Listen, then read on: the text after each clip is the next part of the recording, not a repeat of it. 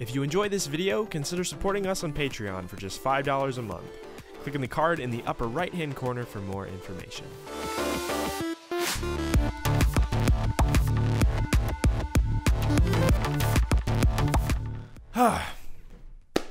Hey guys, this is Julian of Julian Gray Media. Today's video is not a tutorial, it is a rant. So if you've been watching my live streams for the past, I would say 2 months, I've been running into this issue. I'm currently using a 2008 Mac Pro, which is very upgraded. I've maxed out the memory on it. It's at 64 gigs, I believe. And it's got solid state and secondary hard drives. And if you know anything about these older Mac Pros, it's really cool that you can upgrade different parts of them very easily. And that's something that Apple has lacked for a minute, but that's besides the point of this video. So with the update of Mojave, which is 10.14, the newest version of macOS, Apple broke support for Nvidia drivers specifically.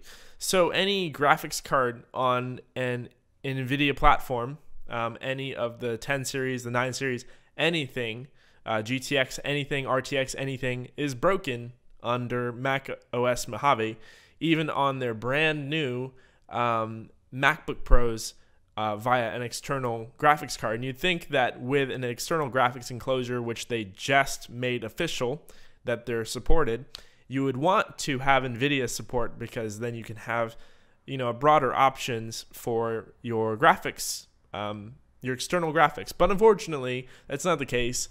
And now Nvidia is completely blocked on Mojave. It's some sort of feud, I'd imagine, between Nvidia and Apple, and it's the longest we've ever been without Nvidia drivers. So it's safe to assume now that we aren't going to get them before the new operating system comes out, which is truly annoying. So while I was editing this, I realized I didn't explain why this matters. It's because my current 2008 Mac Pro is running a GTX 650 Ti, which is Nvidia based, and that's what's causing all of my graphical issues. And I don't really want to invest in a new graphics card for a 10-year-old Mac, or even older than that now, 11-year-old. So that's the reason why Nvidia's support matters. This is not the main problem or concern here, as I know that I'm running a very old computer and I wanted to build a new computer anyway, or get a new computer anyway. My other computer is a 2012 gaming build that I put together back in like 2012. So I'm in the market for a new computer now. And the issue is that I want to run macOS because I enjoy a lot of the Apple exclusive software. I love to use Audio Hijack, which is an audio capture tool. If I do a video series for something like Sonic Academy, I like to use ScreenFlow because it's what a lot of these companies use and they require it. I want to use Logic Pro, and I want to have audio unit support.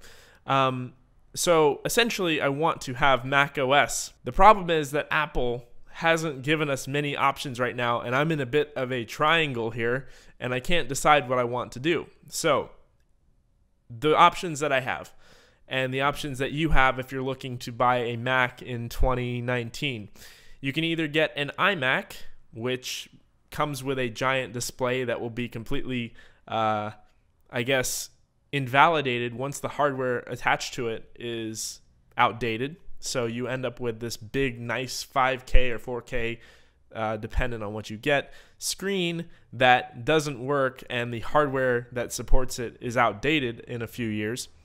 So I'm not going to get an iMac. I don't really want an iMac. You can get a Mac Mini, which is really cool, and it's the only device that they've updated in the past like 5 years. That's a desktop. The Mac Mini is about yay big. It's got the 7th generation Intel processor. I think it's the 7700K. It's a great little box. The only problem is that it's extremely overpriced. To get a memory upgrade, the base model, I think the base model Mac Mini with an i7 is something like $1,000, which is okay. That's reasonable enough for the form factor and everything. But when you start to upgrade it, if you upgrade your storage from 250 gigabytes, which is too small, it would want at least a half a terabyte, which is 512. It costs like $300 for 250 gigabyte SSD upgrade. And then It costs, I think, something like $200 for 8 additional gigs of RAM from the stock 8 to 16, which is still too small because I want 32 gigabytes to replace my 32 gigabytes in my current Mac Pro tower. So the Mac Mini is kind of off the table as far as getting the brand new Mac Mini.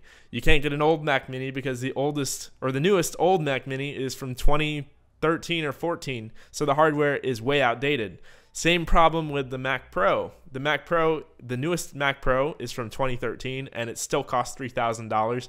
That is way off the cards because it's 2013 hardware for $3,000. I'm not going to do that.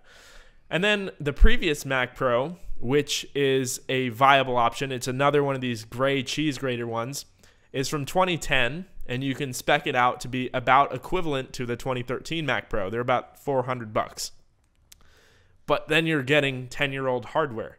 So if you want a tower Mac, you're either getting a Mac Mini with no graphics card and a way overpriced model for RAM and storage, or you're getting a Mac Pro from 2013, which is way outdated, or you're getting a 2010 Mac Pro, which is even more outdated but more affordable. It's the only one that's under $1,000.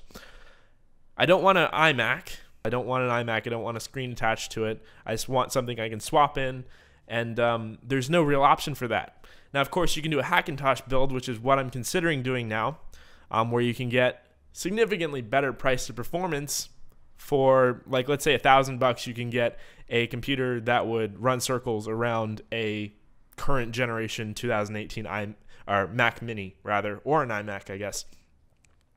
The issue is, there's the headache of Hackintosh, which I used to deal with when I was running my old PC, which used to be a Hackintosh, and then I said, screw it, let's just use Windows on it. That's the aforementioned 2012 one.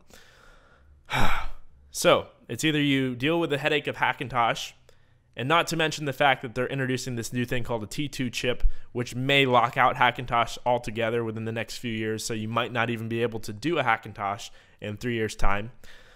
You either do that, you get a Mac Mini that's probably the best option here, but it doesn't have a graphics card, so you can't do any video work short of buying an external graphics enclosure that doesn't even support Nvidia anymore, as we mentioned before. You buy an old 2010 Mac Pro. That's the most affordable method, but it doesn't come with Thunderbolt 3, and it's just 10-year-old hardware. Or you buy a 2013 Mac Pro, which is way overpriced. So Apple, you really need to fix this. You need to have a tower option, either a Mac Pro or a Mac Mini with some sort of graphics included for us creative professionals. I don't want an iMac. I don't want a laptop for this, and there's no easy way to upgrade. So in your opinion, I just wanted to make this a short video. What would you go for? Would you go for a Hackintosh, get all of the nice parts, and get the best bang for your buck as much as parts go, value for performance, and deal with the headache of Hackintosh and having to deal with that every time there's a Mac OS update or you know, a broken driver or text, etc.? Would you go for a 2010 Mac Pro and spec it out so that you have essentially what is a 2013 Mac Pro? That would be the easiest transition because all I do is pull out the drives from my current Mac Pro and plop them in there and it would work. That would be easiest, but it's, again, weakest for the price. Or do I get a Mac Mini and have to buy an additional graphics enclosure, which would probably cost about the same as a iMac, the mid-level iMac or whatever? What do you think? Let me know in the comments below. This is a rant. It's not really a tutorial. I just wanted to express my frustrations with this because I need a new computer like ASAP because I need to do live streams. I need to make videos, but the reason I haven't been making videos is because of this problem. So let me know what you think in the comment section below. If you like this video, give it a like. If you didn't, give it a dislike, and let me know why in the comment section below. Make sure to subscribe for new videos, and I will talk to you guys in the next one, assuming I get a new computer by the next one, because this video will probably be a pain to edit on this current configuration. Bye-bye. This is a drill.